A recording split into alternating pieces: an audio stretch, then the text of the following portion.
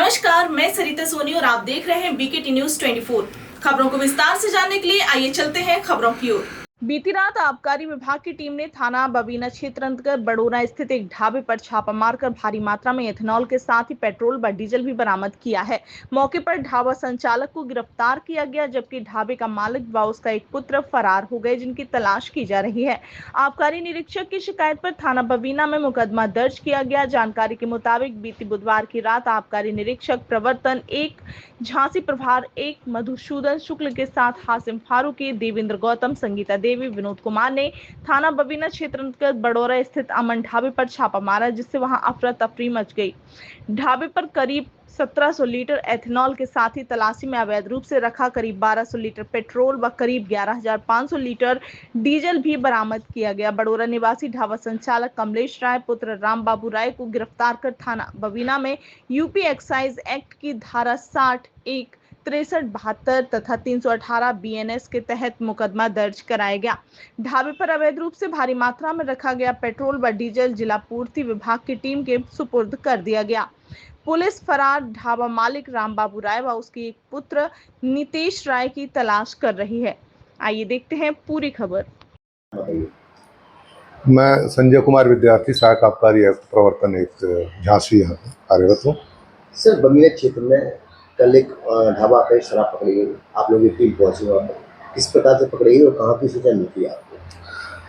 ये हमारी प्रवर्तन की टीम जो रेगुलर दबिश पर निकलती है, उसको कल मुखबिर से जानकारी मिली कि ये जो आपका ललितपुर मार्ग है, इसके जो कुछ ढाबे हैं वहाँ पर अवैध शराब या अवैध स्प्रिट वगैरह की यहाँ पर कलेक्शन हो रहा है, यहाँ पर पिलाया भी जा रहा है, इस ढंग की सूचनाएं थी।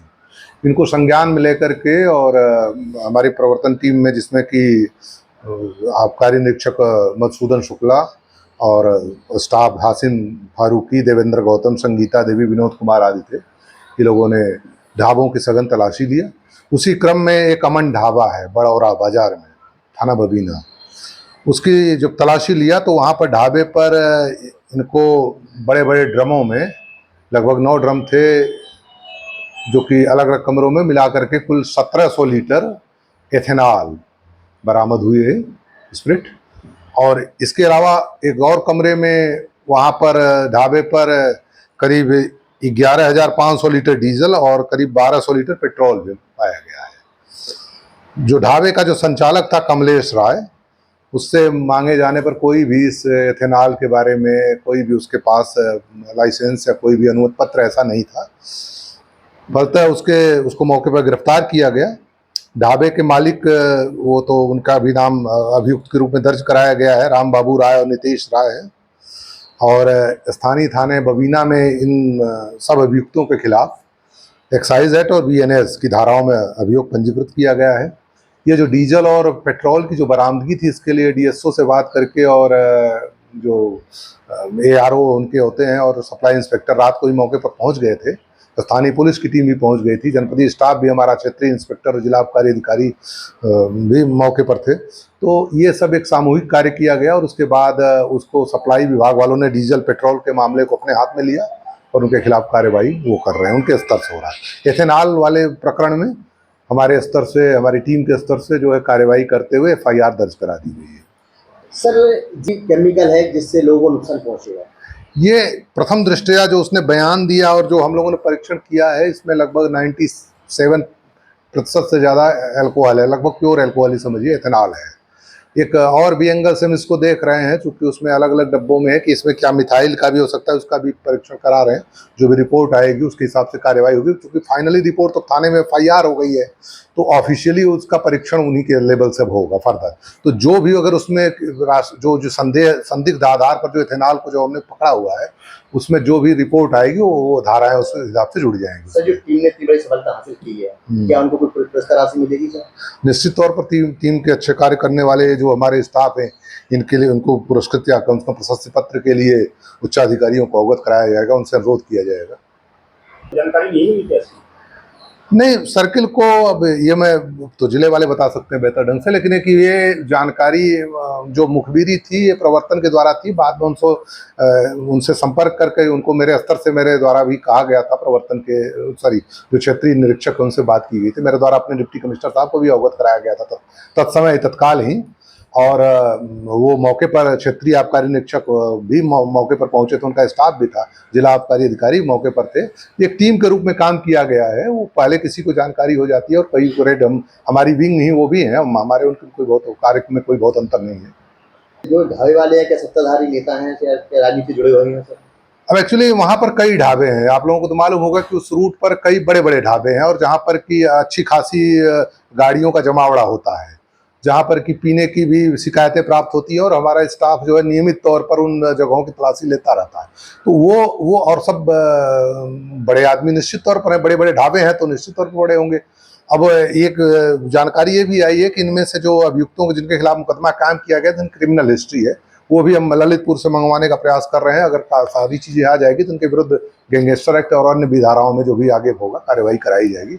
इनको इसकी तह तक जाने का प्रयास किया जाएगा कि आखिर इसके पीछे कौन लोग हैं, कहाँ से हैं। सर कितने लोगों को मुकदमा हुआ? 3 अभियुक्तों पर कराया गया है अभी तो, जो ढाबे के जो ओनर हैं और जो ढाबे का संचालक है। कोई शराब या सर्किल से या जो दुकानें चल रही हैं इनमें तो किसी का हाथ नहीं है या नहीं, नहीं ऐसा अभी तक तो ऐसा जो भी जानकारी उपलब्ध है इसके हिसाब से ऐसा कुछ भी नहीं है। ये शराब इन्होंने जो रखा हुआ था इसका कोई दुकानों पर जाने या स्थानीय स्तर पर बेचे जाने की अभी बात नहीं संज्ञान में आई हुई है। तो लेकिन जांच का विषय वस्तु तो ये सब सारी चीज़ें रहेंगी। जांच में तो पुलिस अब चूंकि FIR हुई, जांच भी कर रही है, हम लोग भी अपने स्तर से इसको देख रहे हैं क्योंकि लंबे समय में तो काम हम लोगों का आबकारी वाला काम तो असली हम ही लोगों को करना है। यदि होटल संचालक के साथ कोई अनुज्ञापी टच होता है या मान लो अनुज्ञापी उसका रिश्तेदार है तो क्या उस पर भी कोई कार्रवाई हो? नहीं, अगर वो कोई अनुज्ञापी है जिसकी इसमें भूमिका संदिग्ध है या जिसमें इस आपराधिक कार्य में उसकी कोई भी संलिप्तता या मिलीभगत रही तो निश्चित तौर पर उसके विरुद्ध कार्रवाई की जाएगी। उसके विरुद्ध कार्रवाई के लिए मेरे स्तर से भी जिला आबकारी अधिकारी को और अपने उच्च अधिकारियों को लिखा जाएगा।